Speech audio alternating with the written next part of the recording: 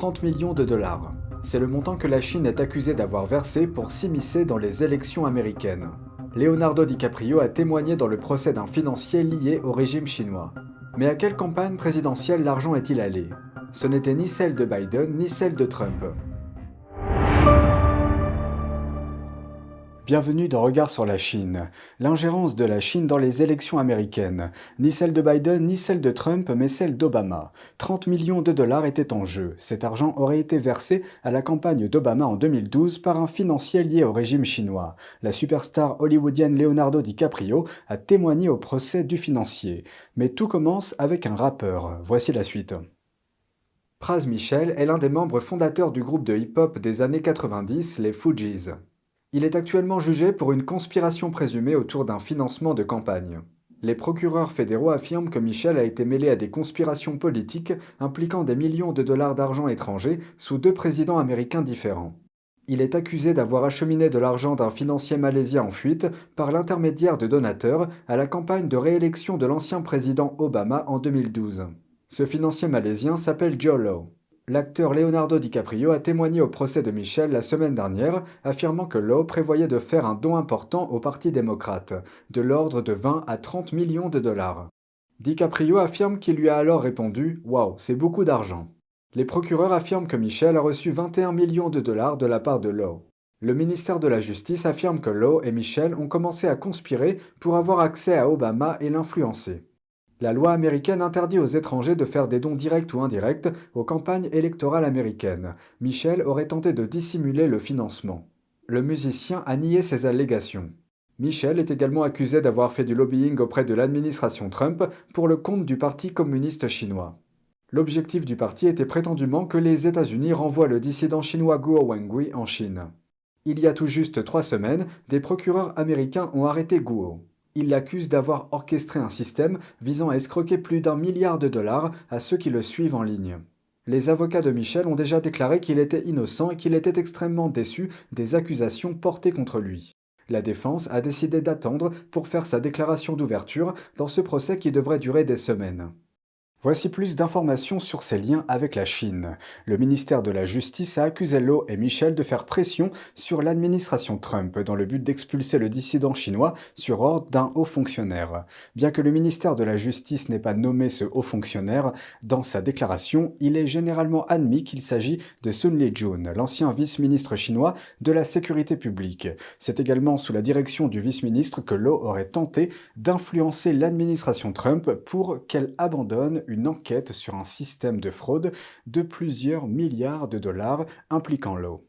En 2020, les autorités américaines et malaisiennes ont tenté de l'arrêter pour son rôle présumé dans ce crime. Pour échapper à l'arrestation, Lau s'est principalement caché en Chine. Certains pays occidentaux comptent sur la Chine pour amener la paix dans le conflit entre la Russie et l'Ukraine. Jeudi, le président Emmanuel Macron a rencontré le dirigeant chinois Xi Jinping à Pékin.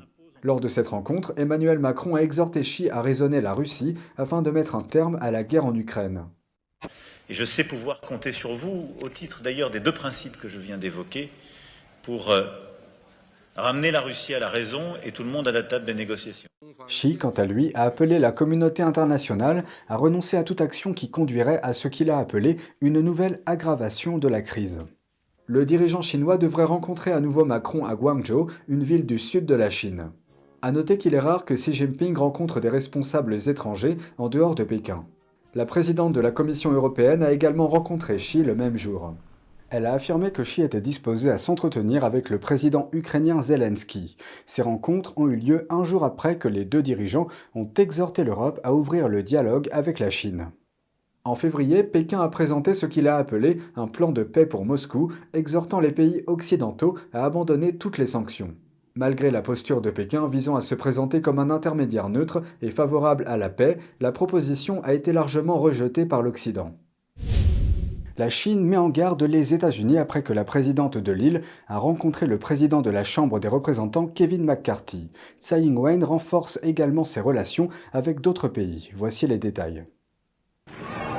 Au lendemain de la rencontre entre la présidente taïwanaise et les parlementaires américains, la Chine fait jouer ses propres muscles diplomatiques.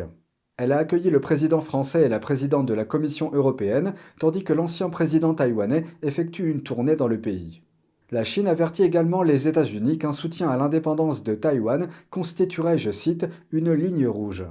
Nous n'avons pas l'intention de provoquer une escalade. Kevin McCarthy, président de la Chambre des représentants, et Tsai Ing-wen, présidente de Taïwan, déclarent que l'indépendance n'était pas la raison de leur rencontre. J'ai réitéré l'engagement de Taïwan à défendre le statu quo pacifique, dans lequel le peuple de Taïwan peut continuer à prospérer dans une société libre et ouverte. Des membres des deux bords politiques partagent ce point de vue sur l'île autonome. Nous prenons au sérieux notre soutien au peuple taïwanais et sommes déterminés à parler d'une seule voix. Quant à l'administration Biden, elle minimise l'importance de la visite. Les États-Unis reconnaissent la position de la Chine, selon laquelle Taïwan fait partie de son territoire, mais ne reconnaissent pas la souveraineté chinoise sur l'île. Les déplacements de hautes autorités taïwanaises n'ont rien de nouveau. Ils sont privés, ils ne sont pas officiels. En fait, tous les présidents taïwanais sont passés par les États-Unis. Une patrouille spéciale était dans les eaux proches de Taïwan. La force maritime chinoise réagit à la rencontre de la présidente de Taïwan avec le président de la Chambre des représentants, McCarthy. L'opération d'inspection a débuté mercredi dans le détroit de Taïwan. Il s'agit de l'étroite étendue d'eau qui sépare la Chine continentale de Taïwan. Alors que plusieurs pays ont voté des lois contre le prélèvement forcé d'organes en Chine, Pékin a imaginé de nouveaux moyens de brouiller les pistes. Il tente désormais d'entraîner d'autres pays dans ce système effroyable. Voici les dernières nouvelles. En janvier, la Chine a proposé une plateforme de partage d'organes pour vendre ce qu'elle appelle des organes de donateurs à Hong Kong, Macao, Taïwan et aux pays participant à son initiative Ceinture et Route. Cette proposition a été formulée par Huang Jiafu, ancien vice-ministre de la Santé du gouvernement chinois et responsable du programme de transplantation de la Chine.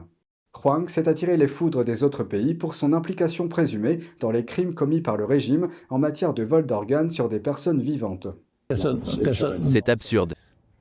Je ne veux pas répondre à ces questions. Un hôpital chinois m'a rapidement proposé un foie. Comment est-ce possible ? Je ne veux pas écouter ni répondre à la question de quelqu'un qui a des intentions politiques. L'origine des organes transplantés en Chine reste controversée.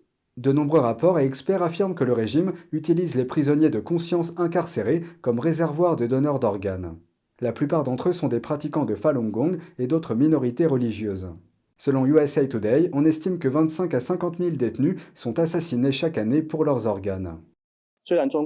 Bien que le Parti communiste chinois affirme avoir mis en place un soi-disant système de don d'organes en 2015, sa transparence et sa traçabilité sont remarquablement faibles. L'utilisation d'organes de prisonniers et le prélèvement d'organes à vif se poursuivent. Teresa Chu est à la tête d'une coalition d'ONG, la Déclaration universelle sur la lutte et la prévention du prélèvement forcé d'organes. Elle exhorte le monde à se détourner de ce qu'elle appelle la diplomatie de l'organe de Pékin. Avec ce système de partage d'organes, le PCC cherche à blanchir les organes volés, prélevés de force sur des personnes vivantes. Il ne s'agit pas d'une coopération humaine. Nous le répétons. Il s'agit d'une recherche de complicité au niveau international. Des groupes au Japon et en Corée du Sud envisagent de partager des organes avec la Chine communiste. Cela a déclenché une vague de réactions négatives dans les deux pays. Les deux pays s'étaient engagés à mettre fin au tourisme de transplantation avant les Jeux Olympiques de Pékin en 2008, mais ils n'ont pas tenu leurs promesses. Ces faux engagements ont été pris pour échapper aux accusations concernant leur pratique de prélèvement forcé d'organes. Huang Jiafu est responsable. Nous devrions réfléchir au genre de coopération que nous aurions avec une telle personne et un tel groupe. Si nous nous joignons à la Chine pour le partage d'organes, la demande augmentera et davantage de Chinois innocents seront concernés. Les Japonais, qui sont attachés aux droits de l'homme et à l'éthique de la transplantation, ne partageront jamais des organes d'origine inconnue qui auraient pu être prélevés de force sur des êtres humains vivants. La communauté internationale ne doit pas participer au crime le plus odieux de l'histoire de l'humanité. En 2014, Huang, alors vice-ministre chinois de la Santé, s'était déjà rendu à Taïwan pour promouvoir sa plateforme de transplantation d'organes entre les deux rives du détroit. Aussi bien Taïwan que Hong Kong avaient décliné sa soi-disant offre. C'est tout pour aujourd'hui. Merci d'avoir suivi Regard sur la Chine. On se retrouve demain pour une nouvelle émission. Prenez soin de vous et à bientôt.